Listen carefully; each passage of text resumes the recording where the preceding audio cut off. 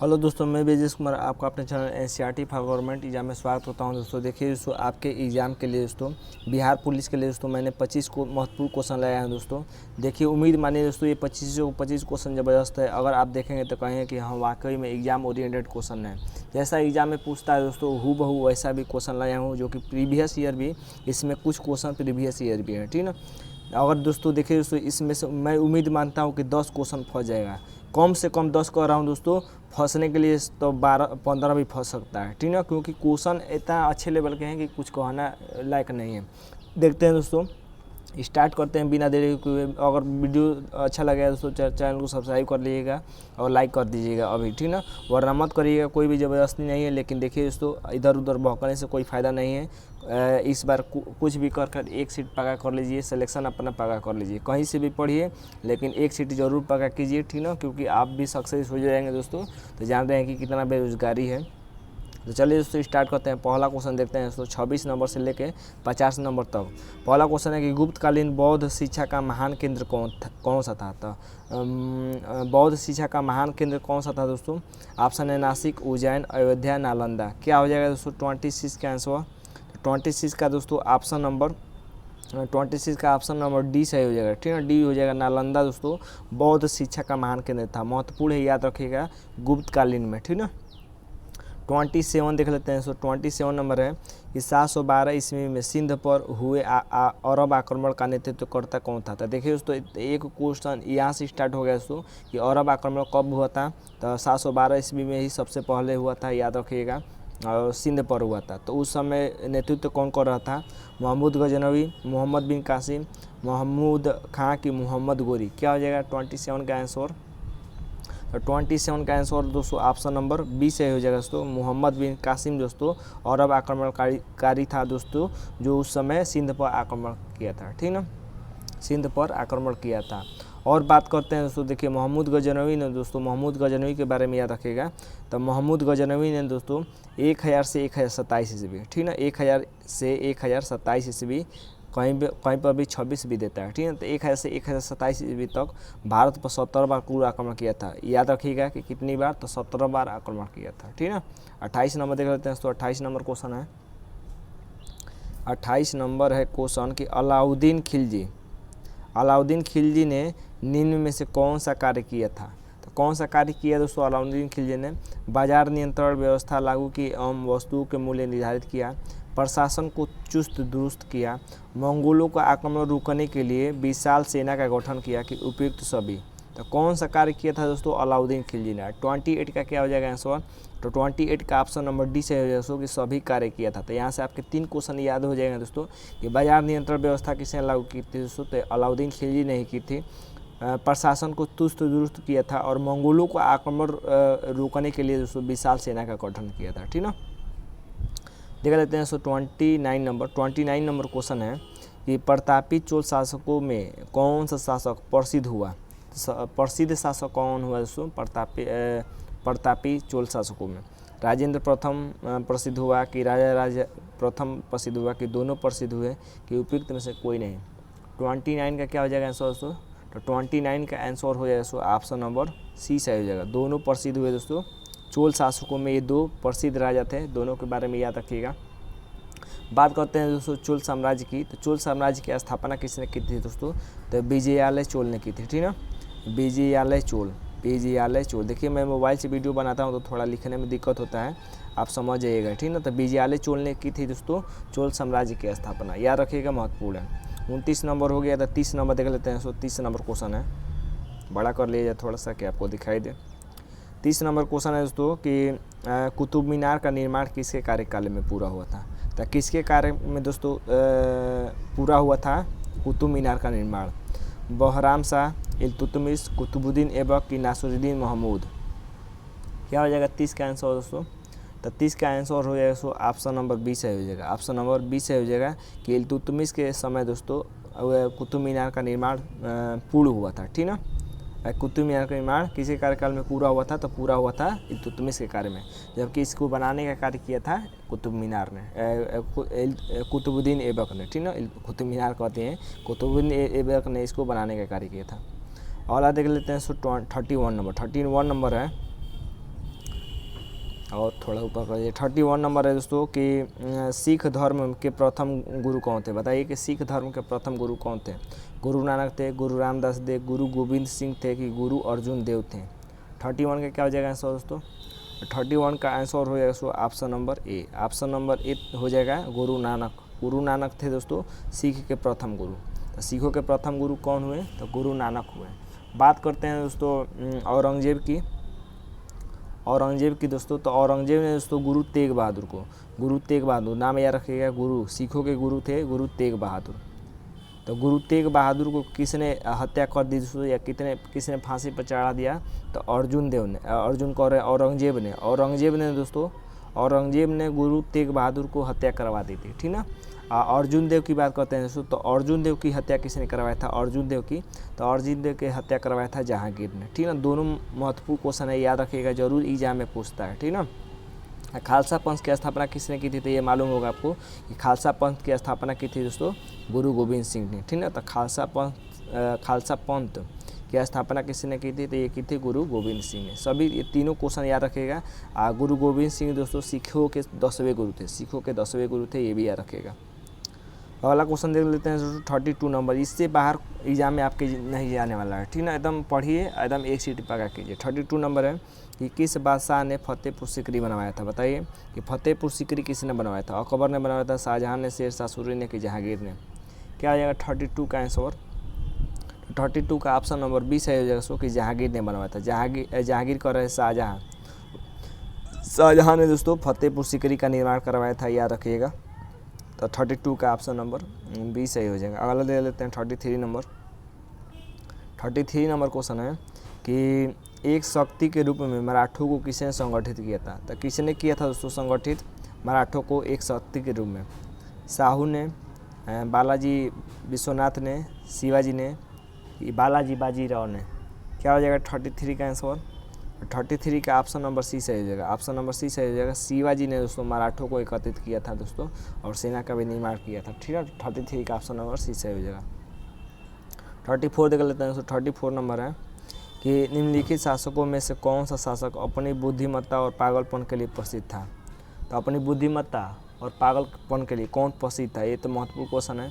अलाउद्दीन खिलजी, बलबन, मोहम्मद बिन तुगलक कि सिकंदर लोदी? 34 का क्या हो जाएगा आंसर दोस्तों? 34 का ऑप्शन नंबर सी से हो जाएगा। ऑप्शन नंबर सी मोहम्मद बिन तुगलक, मोहम्मद बिन तुगलक। और याद रखिएगा दोस्तों कि देखिए मोहम्मद बिन तुगलक के शासनकाल में कौन आया था? तो मोहम्मद बिन तुगलक के शासनकाल में दोस्तों इब्न बतूता आया था। कौन आया था? इब्न बतूता, बगल में जूता, ठीक ना, इब्न बतूता। तो इब्न बतूता किसी शासनकाल में आया था? ये आया था मोहम्मद बिन तुगलक के शासनकाल में ही।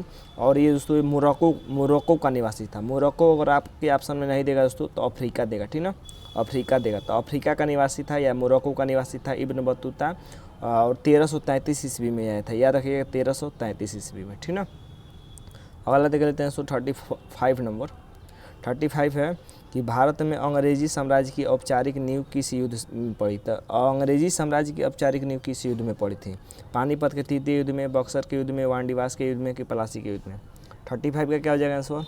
तो 35 का ऑप्शन नंबर बी सही हो जाएगा। ऑप्शन नंबर बी सही हो जाएगा दोस्तों कि बक्सर के युद्ध में।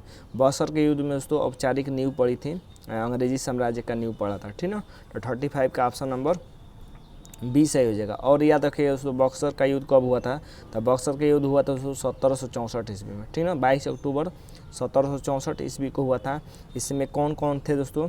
तो एक और था दोस्तों मीर कासिम, एक और था मीर कासिम, और दूसरी ओर था दोस्तों हेक्टर मुनरो, दूसरी ओर था हेक्टर मुनरो था, ठीक ना, हेक्टर मुनरो, जिसमें हेक्टर मुनरो जीत जाता है दोस्तों और मीर कासिम हार जाता है। और याद रखिए दोस्तों बात करते हैं पानीपत के। तो देखिए दोस्तों पानीपत का तृतीय युद्ध कब हुआ था दोस्तों? तो पानीपत का तृतीय युद्ध हुआ था 1761 ईस्वी में, ठीक ना। एक और था अहमद शाह अब्दाली, और दूसरी ओर था दोस्तों सदाशिव राव, ठीक ना, सदाशिव राव भी कहा जाता है। तो सदाशिव राव याद रखिएगा, सदाशिव राव था, ठीक ना। तो डेट याद रखिएगा, महत्वपूर्ण है, सदाशिव राव। डेट याद रखिएगा 1761 ईस्वी में पानीपत का तृतीय युद्ध हुआ था। और वांडीवास का भी युद्ध याद रखिएगा कि वांडीवास का युद्ध दोस्तों 1760 में हुआ था, 1760 में। आपको दोस्तों सीरियल नंबर से मिलाने के लिए आ सकता है, तो याद रखिएगा वांडीवास का 1760, पानीपत का तीसरा युद्ध 1761 और बक्सर का युद्ध 1764। मिलाने वाला आ सकता है 100% आपके एग्जाम में। प्लासी का युद्ध दोस्तों 1757, ये भी याद रखिएगा। 1757 में सिराजुद्दौला था प्लासी के युद्ध में। अगला देख लेते हैं दोस्तों 36 नंबर। 36 है कि बनारस हिंदू विश्वविद्यालय के संस्थापक कौन थे, बताइए। बनारस हिंदू विश्वविद्यालय के संस्थापक कौन थे? पंडित मदन मोहन मालवीय, जवाहरलाल नेहरू, महात्मा गांधी, सरदार वल्लभ भाई पटेल। क्या हो जाएगा 36 का आंसर होता है? 36 का ऑप्शन नंबर ए सही हो जाएगा। सो कि पंडित मदन मोहन मालवीय थे बनारस हिंदू विश्वविद्यालय के संस्थापक थे, ठीक ना। अगला देख लेते हैं 37 नंबर। 37 नंबर है कि विजयनगर साम्राज्य का सबसे प्रसिद्ध शासक कौन था, बताइए। सबसे प्रसिद्ध शासक कौन था विजयनगर साम्राज्य का? बुक्का प्रथम, कृष्णदेवराय प्रथम, राम राय कि हरिहर प्रथम। 37 का क्या हो जाएगा आंसर? तो 37 का ऑप्शन नंबर बी सही हो जाएगा। सो कृष्णदेवराय। कृष्णदेवराय दोस्तों विजयनगर साम्राज्य का सबसे प्रसिद्ध शासक था, ठीक ना। 38 देख लेते हैं। सो 38 नंबर है कि निम्न में से किस मुगल शासक के काल में अंग्रेज राजदूत सर टॉमस रू भारत आया था? महत्वपूर्ण क्वेश्चन है कि सर टॉमस रू किसके शासनकाल में आया था, ठीक ना। ऑप्शन है दोस्तों आपके पास अकबर के शासनकाल में, हुमायूं के शासनकाल में, जहांगीर के शासनकाल में कि शाहजहां के शासनकाल में। क्या हो जाएगा 38 का आंसर दोस्तों? तो 38 का ऑप्शन नंबर सी से हो जाएगा। जहांगीर के शासनकाल में आया था दोस्तों सर टॉमस रू, ठीक ना। और सर टॉमस रू ने ही दोस्तों जहांगीर को क्या उपहार दिया था, याद रखिएगा, एग्जाम में जरूर आ सकता है।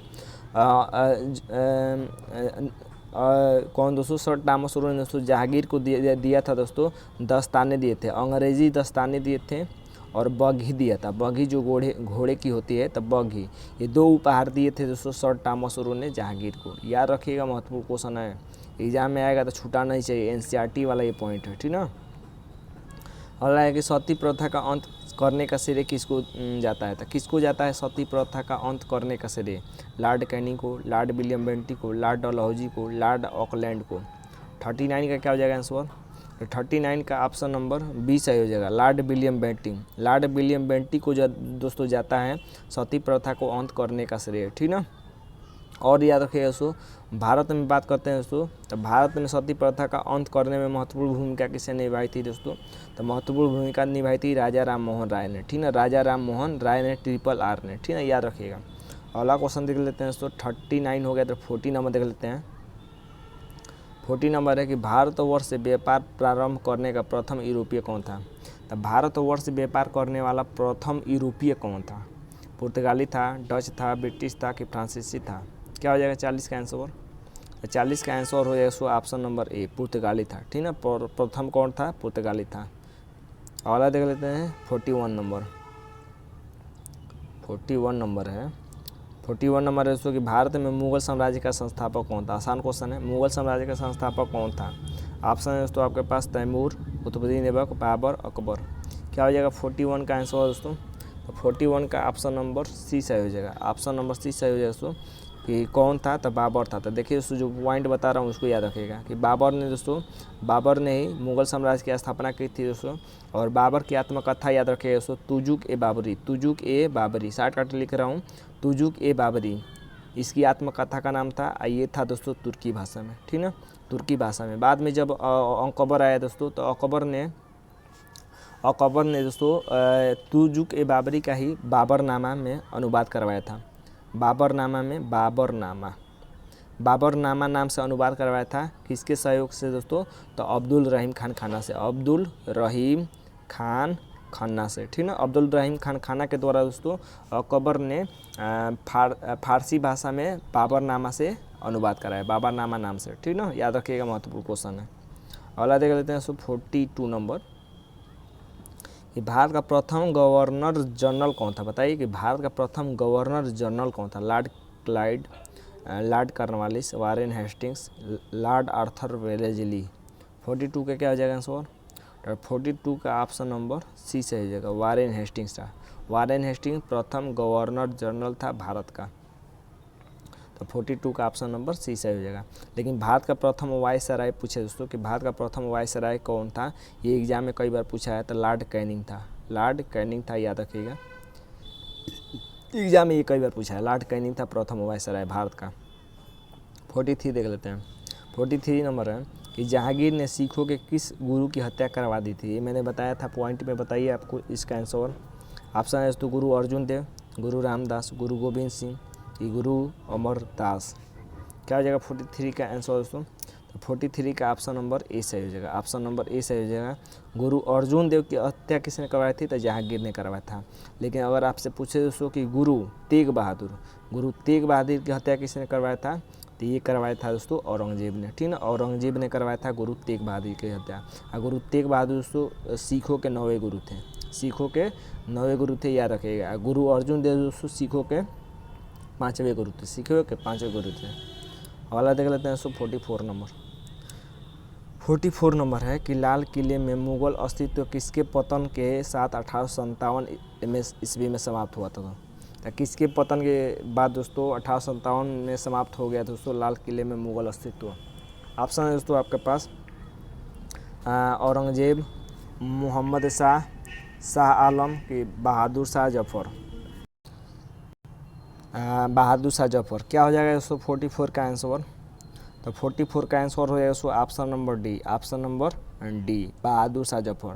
तो 1857 की क्रांति के दोस्तों बहादुर शाह जफर ही अंतिम मुगल शासक था दोस्तों, जिसके साथ दोस्तों समाप्त हो गया था, ठीक ना, मुगल अस्तित्व समाप्त हो गया था।